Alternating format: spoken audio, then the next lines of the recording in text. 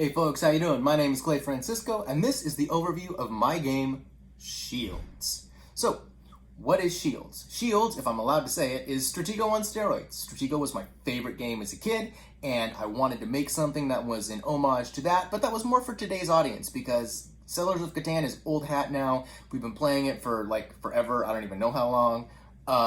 And we're used to Euro games, we're used to this kind of stuff, and I think today's audience just wants something a little bit crunchier, right? I know I grew out of Stratego, and hopefully this is for that next generation of folks, right? They get folks from the Monopolies and, like my kids love to play, Unstable Unicorns, into something a little bit more advanced, right?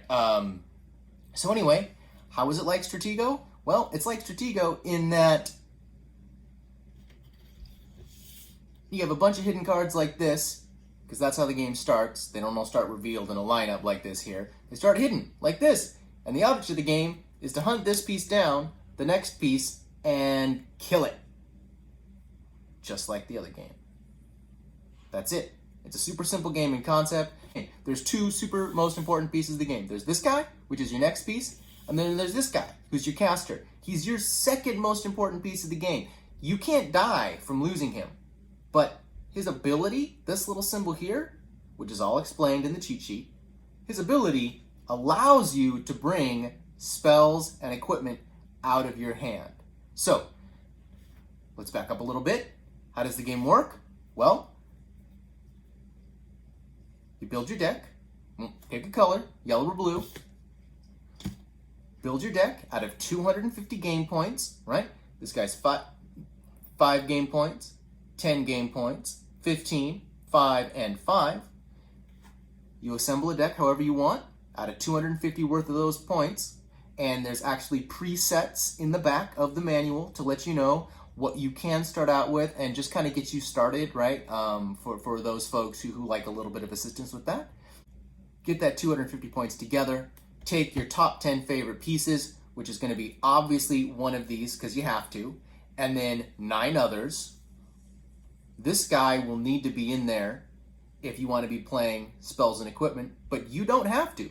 You can actually have just a bunch of gladiators in your deck and nothing else, right? You can play a really simple game. You don't have to use these. You won't be at any tactical disadvantage, and it's just fine. That's actually how I recommend most folks start out this game, just makes it a little bit easier. So, these are your most 2 important pieces. This guy, if he dies, you lose. This guy, if he dies, you can't play any of these cards anymore from your hand. So, we've built our deck. We've chosen our top 10 favorite dudes, or 1 plus our top 9 favorite dudes. We play them anywhere in what's called your drop zone, which is this area here.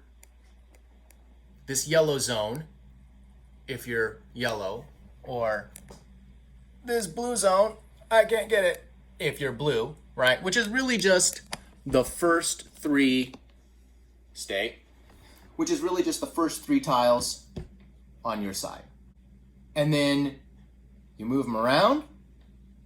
When they're hidden, they move up to 2 squares, 2 tiles, in any one direction. All movement in Shields is single direction at a time.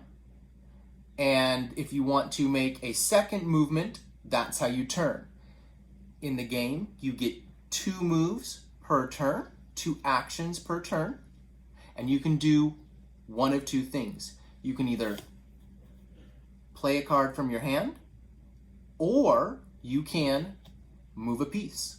Moving a piece into an opponent's tile is how you attack. So attacking is automatic.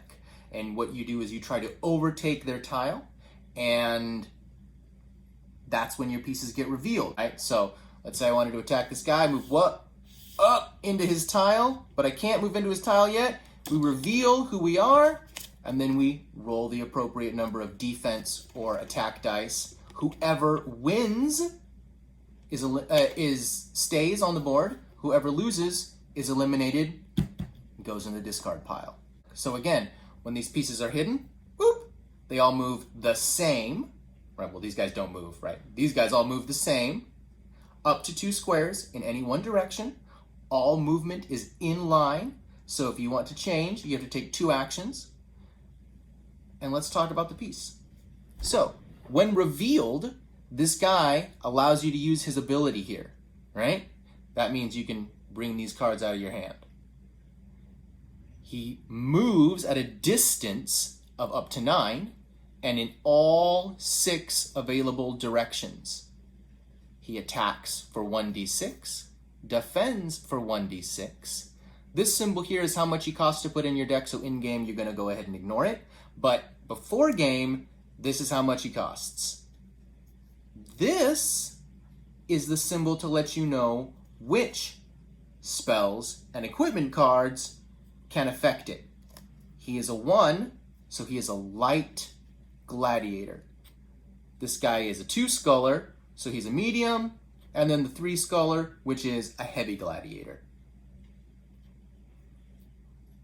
Most of the guys don't have abilities, they just have a little minus symbol here.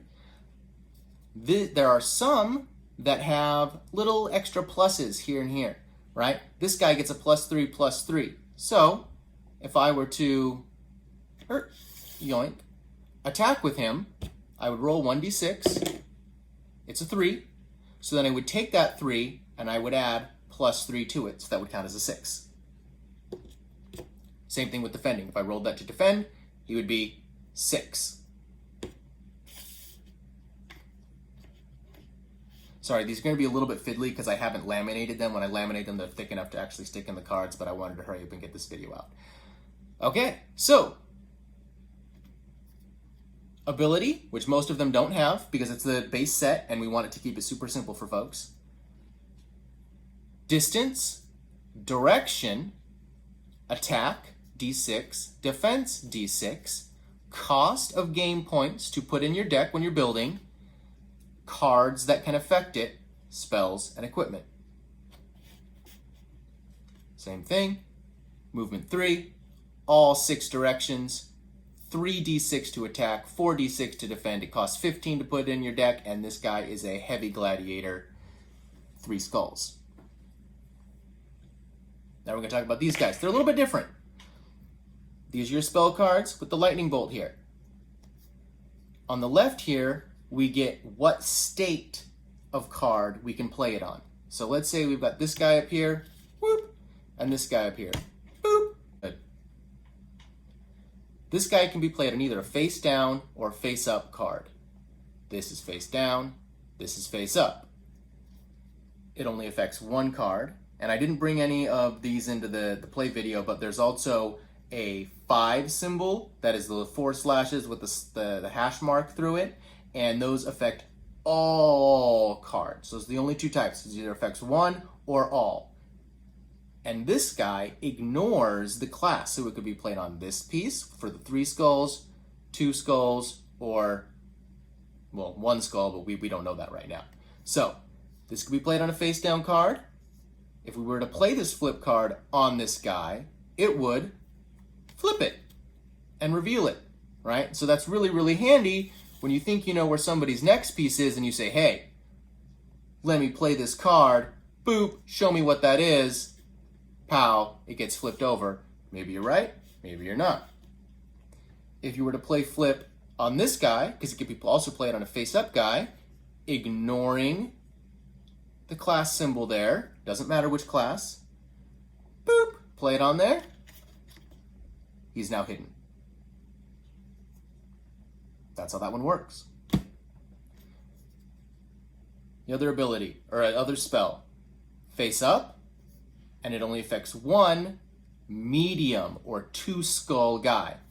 Costs 10 to put in your deck, and it's a remove. Again, all of these are explained in the cheat sheet, so you don't have to remember them. You will remember them right after after just like the first gameplay, but anyway, you don't have to remember them. It's all written down. We can't play this, even though he's revealed. We can't play this on this guy, because he's got the 3 skulls. Line up the symbols. Can't play it on this guy, because he's got the 1 skull. Doesn't work. It can only be played on this guy, the 2 skulls. And what it does is it just removes him. You take this spell card, you go, pow, get out of here. This guy gets thrown in the discard pile. There is no interrupts or instants. There is no moving or playing cards during your opponent's turn. It's lockstep. I play my cards and do my stuff during my turn. You play your cards and do your stuff during your turn. There is no in-between movement. So resolution is super simple because there isn't resolution. There's nothing you can do in the game ever to react if it's not your turn. You only get to react on your turn. Now, in expansions, I have been working on, like regeneration cards where you put, take from your discard pile and put them back in your hand, but that's for a later discussion at a later time. So that kind of stuff is happening, but it's not going to be an immediate, I stopped you. None of that. This game doesn't work like that. On to equipment cards. Each gladiator, no matter what size they are, where did I stick that? Oh, I stuck them in the discard pile. Each gladiator, no matter what size they are, heavy, medium, or light, only carries up to 2 equipment cards. There's tactics where you can actually use this to advantage that I'm going to explain really, really quick, hopefully. This is already a 13-minute video, so hopefully I'll get through this fast. This can only be played on face-up cards, not face-down cards. It only affects 1 light gladiator, and it costs 5 to put in your deck. What it does is add +0 points to your attack and +6 points to your defense. It's an armor card, right? So I can't play it on this guy because the symbols don't line up. Can't play it on this guy because the symbols don't line up. I can play it on this guy because the symbols line up. And what that would mean is if I were to defend only, because he gets +0 for attack. If I were to defend, I rolled a 5. I would add this +3 first, so that would make it 8. But then I would also add that +6, which 8 + 6 is like a lot, right? It's like 14. So this guy would defend for 14 that one time. So let's say this guy, who's the wrong color, but if he were blue and he were attacking, this guy would roll 1d6 to attack.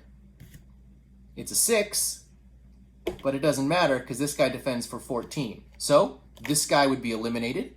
This guy would get to stay in his square, and you just have to say goodbye. That's how attacking works. It's really simple. If this guy were to attack, he would only get his +3. He rolled a 6 again. Maybe I've got weighted dice. And if we were attacking this guy would defend with 46. Oh my gosh. So let's see here.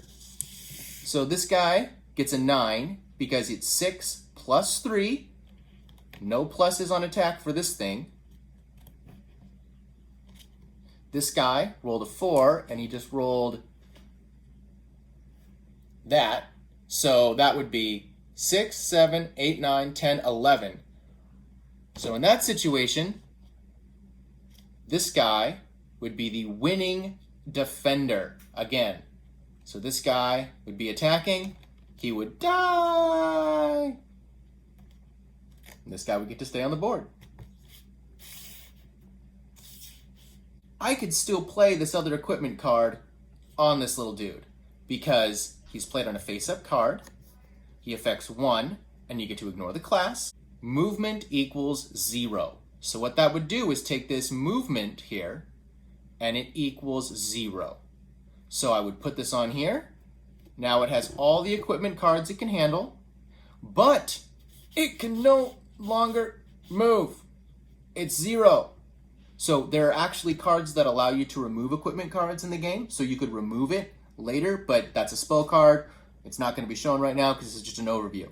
But that's how this would work. It would reduce his movement score to 0, and then he would no longer be able to move. He could still be attacked, but because he can't move into someone's square, he cannot attack.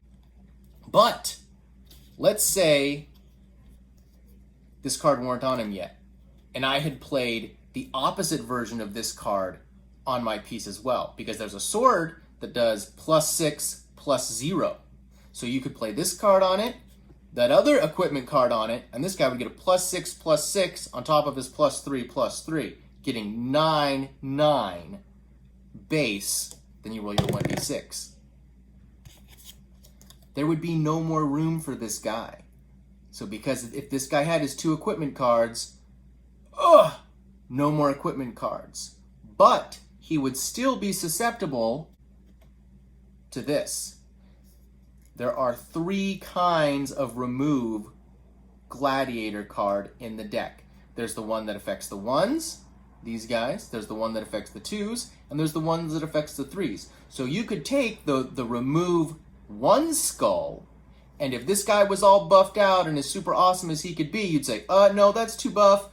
I play this guy, I remove the card, and him and all his equipment cards would go in the discard pile. That's pretty much it. You get to play spells and equipment on your gladiators or your opponent's gladiators in the hopes or in the pursuit of finding their next piece. The next piece attacks for 0, defends for 2, and so all you have to do is make sure to kill it. That's it. Every so often I've run into games where you actually do come down to the draw where I've got my 1 next and you've got your 1 next, but that's pretty rare. That usually doesn't happen. I mean, we're talking like 1 in 30 games at best. And it's so rare that it doesn't matter, and it's kind of funny when it does happen, actually. It hasn't been too big a disappointment. So that's the overview of the game, folks. Build your deck, place your gladiators, move your gladiators, play your spells, play your equipment, hunt down your opponent's necks and kill it. Be the first to win. Don't like your deck? Rebuild it for the next game and play again. That's Shields, folks. I hope you found it interesting. This video is almost 20 minutes long, but it's the shortest one I've recorded so far, so I might have to go with it. Hopefully some editing will make it shorter. Anyway, thank you so much for watching. I'm Clay Francisco. This has been Shields. See ya.